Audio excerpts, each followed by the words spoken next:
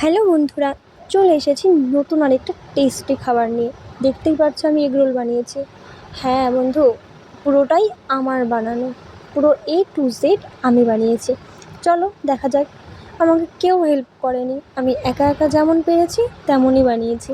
তোমাদের সাথে একটু শেয়ার করি।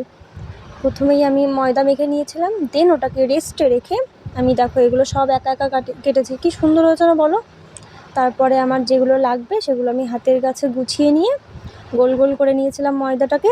এবার দেখো কি সুন্দর গোল বেলেছি, দেখতে পাচ্ছ? আমি একা বেলেছি, কিন্তু কেউ সাহায্য করেনি আমাকে। দেন তারপরে আমি সেটাকে তেলের ওপর ভেজে পরোটা বানিয়ে নিয়েছিলাম। তারপর একটা বাটিতে ডিম ফেটিয়ে সেটা তারপরে দিয়ে, দেখছো আমি কি সুন্দর হাত দিয়ে ঘোরাচ্ছি। সুপার ওম্যান, বুঝলে? আমার হাতে গরম লাগছে না, শিখে গেছি, সব পারি আমি।